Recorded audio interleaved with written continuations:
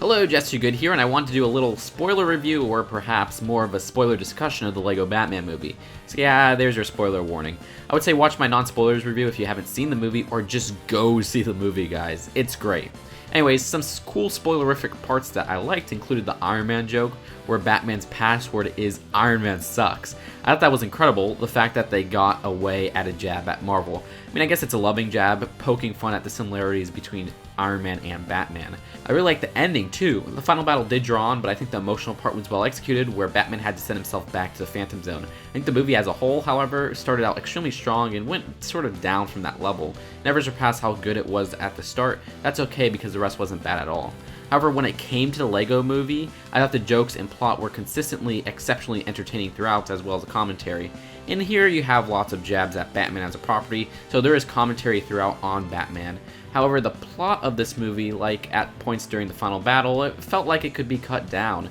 And I said this in my non-spoiler review, but some of the jokes went on a little bit longer than I wanted. Like, there were a lot of beatboxing and rapping and stuff, and that got a little bit repetitive.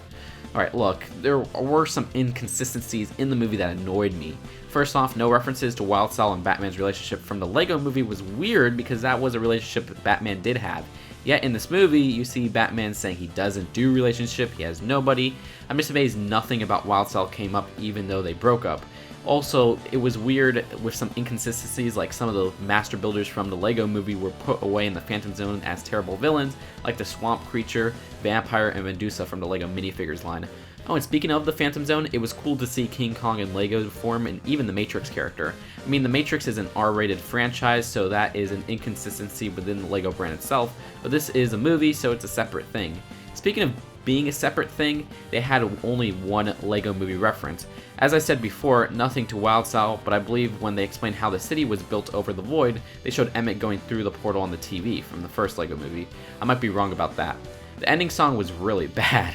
I hate when they end movies with dance scenes. However, they mocked this in the movie and called it a studio-friendly song, so I'm glad they were self-aware.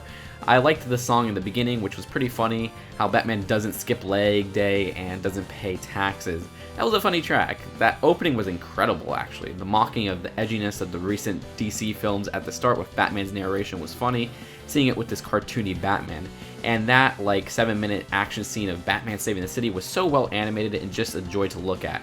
The end credits were decent, but I wish they were stop motion like the ones from the LEGO movie. I was amazed to see there was no mention of everything is awesome in the movie, but I liked the version of Man in the Mirror in the film. I don't know, a lot of inconsistencies and nitpicking, and not really flaws with the movie, because as it stands, this is a standalone film, not the LEGO Movie 2. I loved this movie, despite the flaws I pointed out. What did you guys think? You can spoil the crap out of this movie in the comment section below, and we'll have a little discussion. I'll see you guys later. Peace out.